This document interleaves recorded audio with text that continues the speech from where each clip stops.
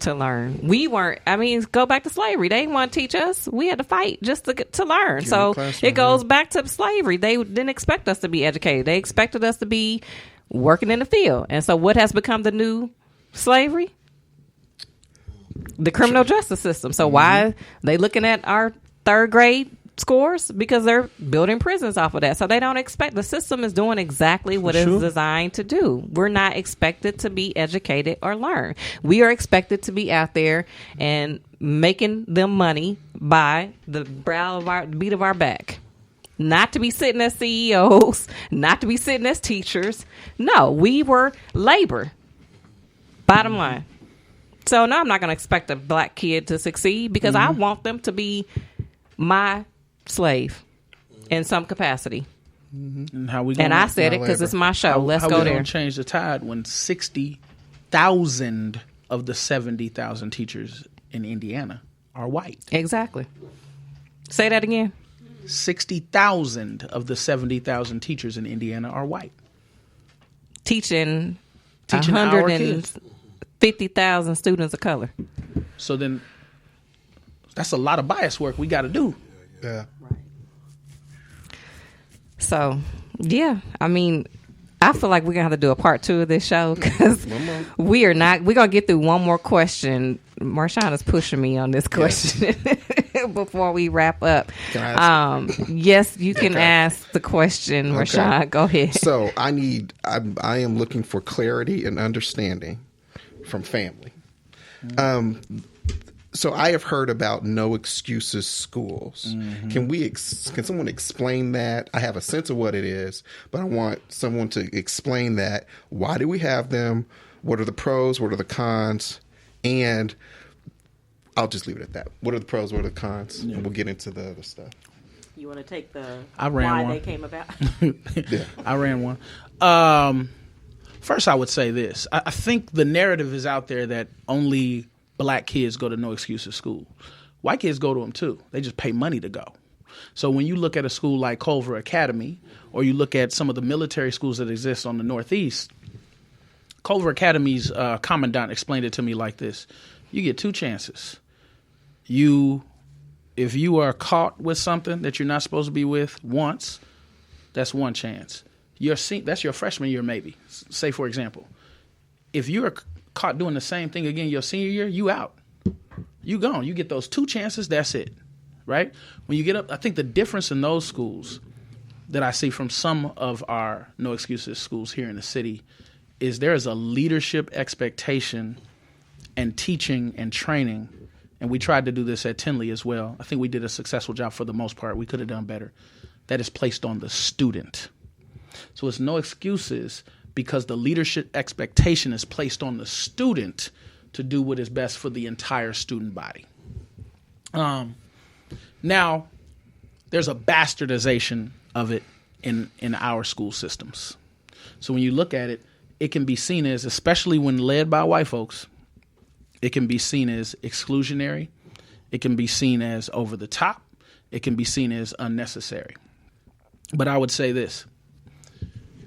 I've walked into several schools in Indiana, Compton, Los Angeles. Locke High School is one of the worst high schools I've ever been in. I don't know what it looked like now, but it was the worst high school I've ever been in. People selling drugs right in the front door. Some schools just need order. Now, how we get that order and how long that order needs to be sustained in that particular way is up for debate. But they need order. That is not up for debate. Some schools just need it. People can say what white kids have. People can tell me that white kids get to run around. People can tell me that Montessori kids get to do whatever. I ain't teaching white kids. My personal kids ain't white. My personal kids ain't white. I will tell you what I do for my own kids is what I also do for everybody else's. You talk back to me in a tone that is unacceptable, somebody gonna get something. You disrespect me, you go against my wishes, somebody's gonna get something. If anybody's in this room has ever met my kids, you already know. It's going down. And I treat everybody's kid like that because I believe those kids are also, if they under my care, they are mine. Mm-hmm.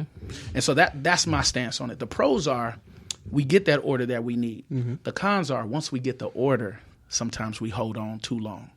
to that control, and we lose some in the process. What about the issue of being a public school and like the money game of, because I'll just be straight up. The idea is you have no excuses school so that you can get students in, get to count day, let them wash out, inflate your budget, and then that's the concern. That's the narrative, the frustration.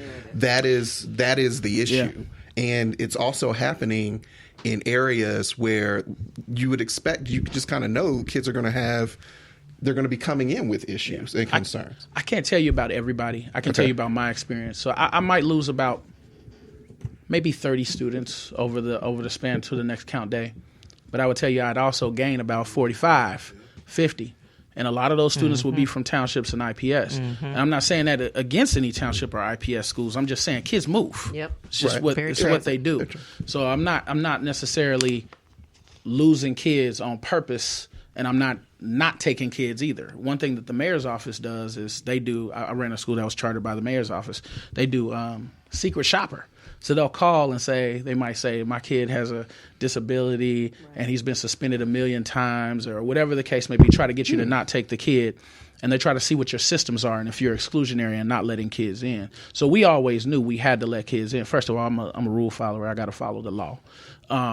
But in addition, I'm a rule follower on legal matters. If you done made up your own policy, I'm not going to jail. Your own personal policy, we ain't going to jail. But I would say, like, kids move. Now, are there some people that abuse that? Probably. I mean, it's probably happened. But I would say the other thing we have to recognize, all schools are a money game. Say that again. All schools are a money game. So I think that is understood. Yeah. Go ahead.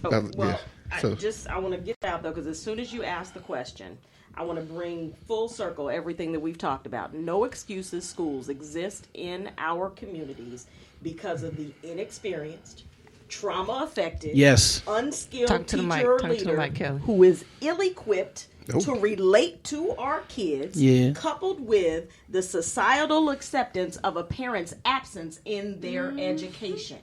So here we go. We've got kids that nobody can control. We got teachers that are trauma affected, crying in the classroom, and we've got leaders that are ineffective. And then you got a parent who says, "I'm gonna drop my child off and leave them." And then you've got the state saying, "I'm gonna give you this money if you outperform your neighboring school." Then I got to do what I can do. I've got to get the behaviors out of my instructional environment. To Jones's point, that's when some people take it too far. I was at Tinley Collegiate. I didn't even realize I was a no excuses school because I was too daggone tired attending to and supporting every child that I had pulled out of the classroom. Because here I was, if a child got suspended, I then had to have that teacher back on site Saturday to offer the same instruction and beg that parent to get them in. I didn't realize that parents on the other side were saying, "Well, you just trying to wean my child out." Yeah. I can't. Really? Because if anything, I'm beating up my teachers because I couldn't find you, I got to have that teacher come back in on Saturday. So it's for every reason that we've discussed. That's how no excuses schools evolved. I'm the oldest person in here. And back in the day, when a kid was behaving, they go down that hallway. The same thing. What happens down the hallway? They went down that hallway. And Nina Bishop, who I know is probably listening, Nina Bishop would handle that child and make them prepared to come back. Right? But now, what are we doing? We don't have enough Nina Bishops, so we send them home. And then, oh my goodness, you sent my child home to me. Well, I'm not the parent. Right. I am not the parent. So that's why they exist. That's why they exist. Okay. I chose a no excuses school because originally I was working all day. I wasn't really able to provide too much structure at home, just to be honest. And I needed some help and some support with that. And just throughout this conversation, I feel like we all need help and support as educators, and leaders, in this community. We all need support, and we all need to stop operating in our own silos and ask for support instead of blaming and, just trying to vent about our own issues, ask for help. We all agree that we need help. We need a community. We need to support each other. And I'm thankful, one pro for my no excuse school that I chose for my children was it forced me to be involved. It forced it because eventually I just got fed up, and I knew I had to hold myself accountable. And it took a lot of suspensions. It took a lot of calls home. It took just a lot of stress on my behalf. And then finally, I just made time. I made time to go sit in the classrooms and offer those teachers extra support. And that's when I learned it was crazy. The classroom was all over the place. I made time to go to the board meetings to see who was making the decisions that impacted my kids in the classroom. How could we get more funding to our school? Like, I made time because my school made no excuses on my child's behavior and their achievement. It forced me to step up more, and I'm hoping that we can continue to hear more stories like that. Instead of the narrative that you've been hearing so often, Marshawn. Like, it forced me to be involved, and I would not be here today had I not chose a no excuses school and continued to blame anybody and everybody else for what was happening with my children. Yeah, unfortunately, that narrative is the whole count day narrative, but it's not just no excuse schools that do that. Oh yeah. So that like you said, they playing a money game across the board. So let's have these kids count they come. Let's suspend them. We got the money and move on. So thanks for sharing that testimony. Just in the respect of people's time, like, we're gonna have to do a part 2 of this show because we got questions that we didn't even get through. And so I am asking you guys to come back if you are available the first week of April. We can just set a date now. I like to plan. So if you guys are free, I think that's April the 4th. Is that first Saturday to come back and do a part 2 of this show? Because we're just really scratching the surface. But it's been a really good, engaging dialogue. And it's one that needs to happen consistently, because that's the only way we're going to move the needle, is that we're at the table having these conversations, and that we are a part. I think I was telling Marshawn, like, we're all in this ed reform space together as leaders of color, and we're not communicating. We talk about this all the time. Everybody's in their silo. So the more that we can come together and we have this dialogue and say, we're speaking for our community, I think we'll start to see the change we want to be. Be the change you want to see. What's the saying?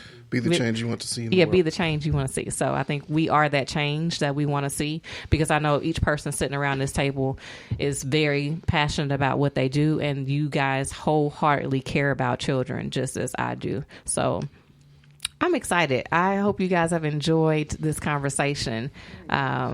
And if you guys will come back for part 2, we will finish this discussion. I'll think about it. So one thing that we do, we're going to take a commercial break, and then we're going to come back.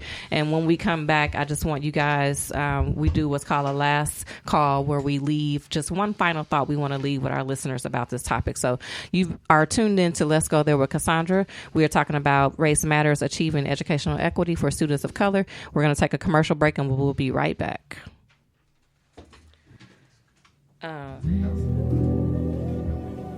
Have you ever experienced the stress of dealing with a loved one during a disability, or seen the chaos after the death of someone who's died?